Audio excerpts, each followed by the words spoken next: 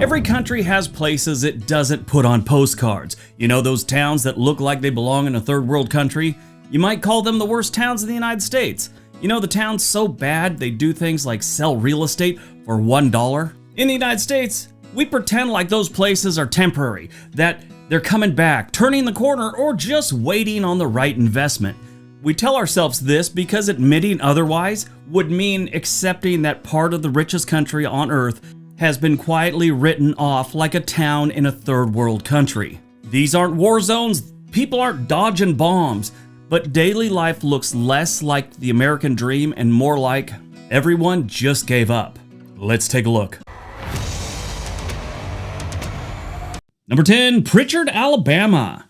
Pritchard doesn't punch you in the face when you arrive. That's why they rank lower on this list. It eases you in. You assume it's just a struggling edge of Mobile, something that will smooth out if you drive long enough. Then you realize it doesn't. This is a city that collapsed administratively before it collapsed physically. Years of financial mismanagement drained the city to the point where pensions weren't paid and basic services became unreliable. At one point, Pritchard literally ran out of money to operate the city. Yeah, that's no joke. The city of Pritchard, Alabama experienced a major pension crisis starting in 2009 when its municipal pension fund ran completely out of money, forcing the suspension of payments to over 150 retirees. Once residents stop trusting a city to show up, everything changes. People stop reporting issues, stop waiting for fixes, then they stop believing improvement is coming. That's when decline becomes permanent. Here's the thing about Pritchard. They filed for municipal bankruptcy more than once. 10 years prior to the 2009 situation, they had also declared bankruptcy. Currently, their poverty rate is roughly double the national average. Now, they don't feel abandoned. It feels unsupported, and there is a difference. Number 9, Clarksdale, Mississippi. Clarksdale survives on its reputation, and that reputation almost hurts more than it helps. The blues legacy keeps the town on the map, but it doesn't keep the lights on. Tourism comes and goes, mostly on weekends, mostly downtown. The rest of the city exists on a different economy entirely. When farming mechanized and manufacturing disappeared, nothing replaced them at that scale. Young people left, and those who stayed aged in place. Infrastructure followed the same path. Clarksdale isn't chaotic, it's tired. Everything works just well enough to avoid emergency status, and not well enough to inspire confidence. Since 1980, Clarksdale has lost 1/3 of their population. In the 1970s, they had over 21,000 residents, and right now they got just about 14,000. The median household income in the United States is $55,000. In Clarksdale, it's under $30,000. The rest of Mississippi is a little over $40,000. So if your average income is $20,000 below the national average, your tax base is weak as. If you look at Clarksdale and area vibes, their health and safety, which means access to hospitals and stuff like that, they're graded an F. Same with schools, employment, commute, and amenities. The only thing they do have that gets an A is cost of living and housing. That's always the case. When everything else sucks, houses are cheap and the cost of living is dirt cheap. If you're a photographer trying to make this town look like it's not a third world country for a travel brochure or something like that, you've got your work cut out for you. Number 8, Natchez, Mississippi. Natchez is a magic trick. It shows you one side and hopes you don't turn your head. The riverfront is polished, the mansions are maintained, tourists leave believing the place is stable. Step 3 blocks off the scenic route and that illusion collapses fast. The economy never diversified after river trade declined. Tourism money circulates in a very small loop and rarely reaches most residents. That creates a split city where beauty and poverty sit uncomfortably close together.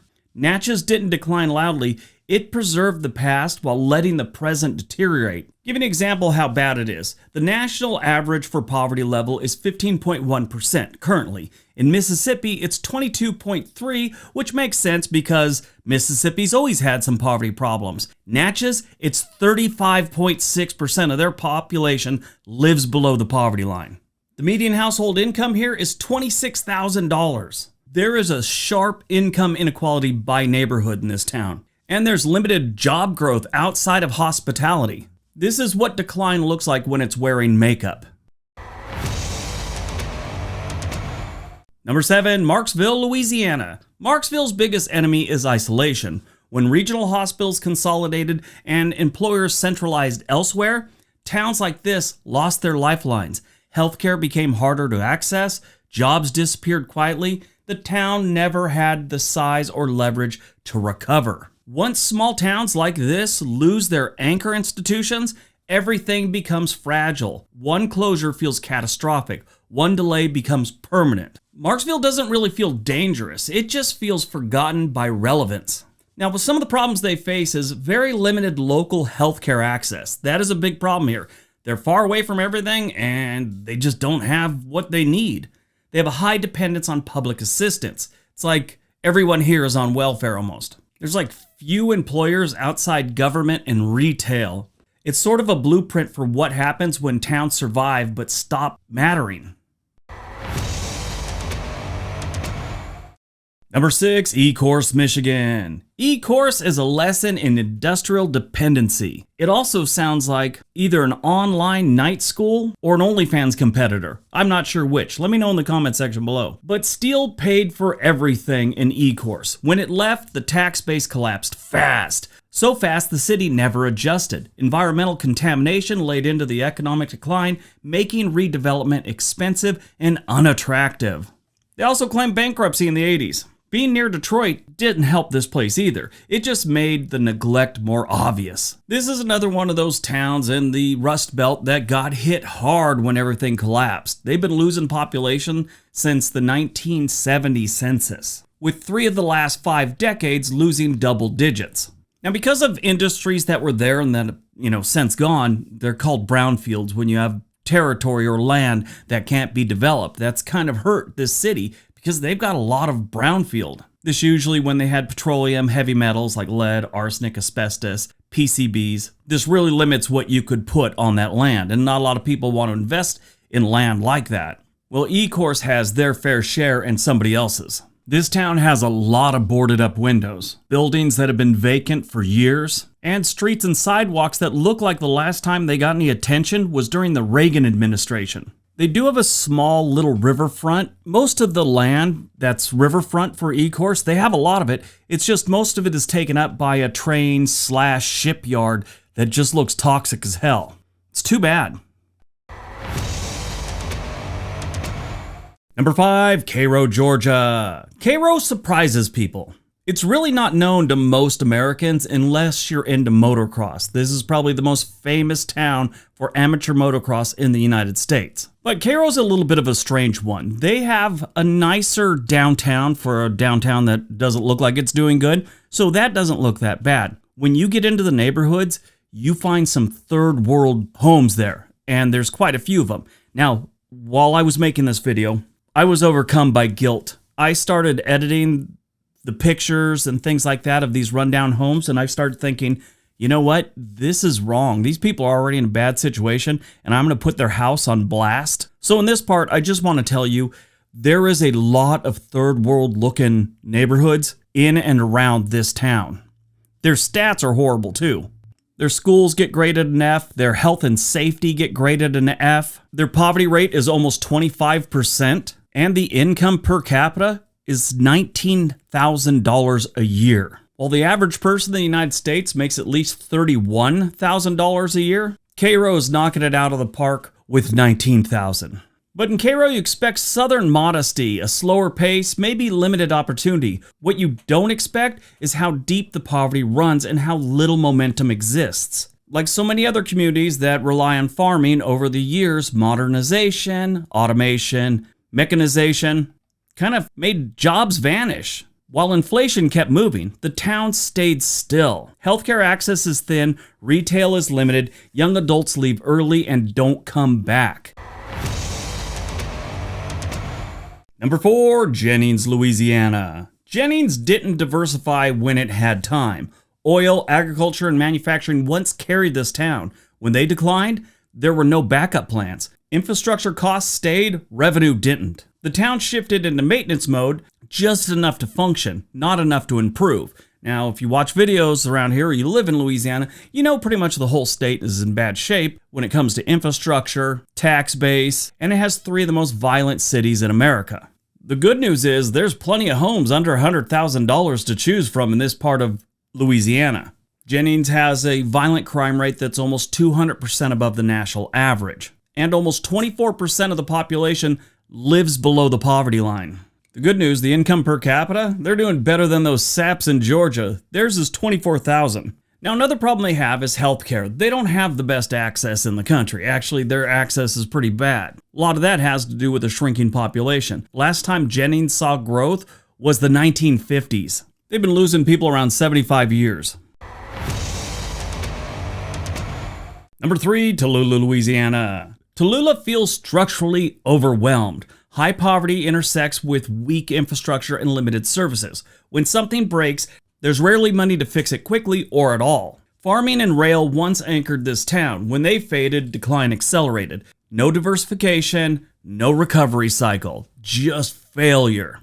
This town has an odd amount of abandoned homes. You know, they've been abandoned so long it looks like the earth is taking them back over. I watched a couple videos online. People around here are weird. They got rural gang members, and they got crazy old dudes that walk around with their rifle and point it at their neighbors and threaten them. I'm not surprised a lot of crazy stuff goes on around here. I mean, they've got a poverty rate of 43.7%. That is almost half the population living below the poverty line. Their actual income per capita is $15,000. You can't even feed yourself on $15,000 and have a roof over your head. It's like one or the other. Take your choice. This is the type of town that makes you lose faith in mankind. One of the richest countries on the planet, and we got towns that look like this, statistically and physically. Their violent crime rate isn't terrible. It's only 28% above the national average. You know why? Nobody could afford bullets. This is also what they call a food desert. They don't have a lot of grocery options. You're not living here, you're surviving, just like their economy. Barely. Number 2, Helena-West, Arkansas. Yes, I find this place strange. It's popped up on a lot of lists. Whenever things really start looking like, it's gonna suck, something from Arkansas fits the bill. And in a lot of cases, it's Helena-West, Arkansas. This is another one I felt a little guilty about showing homes, but they got plenty that look abandoned, so why not? Now, I gotta tell you, as a guy who follows statistics and things like that, and I know how it works, and I see the stats for this place, and I want to throw up a little bit, because this is in the United States, and it's this bad. They've got a violent crime rate that is 365% above the national average currently. 40% of the population lives below the poverty line, and their unemployment is usually about double what the national average is. The income per capita around $17,000, which is always spectacular. Not the worst on this list, but pretty bad. Their schools are graded an F, with their test scores being 52% lower than the US average, and their graduation rate is about 15% lower than the average. It's not a great place to live. All right, before we get to number 1, if you like this video, give it a thumbs up. Tell me what you thought in the comment section. I'd really appreciate it. It really helps out the channel if you've subscribed and give it a thumbs up. Maybe hit that little bell notification so you know when we're uploading. All right, on to number 1.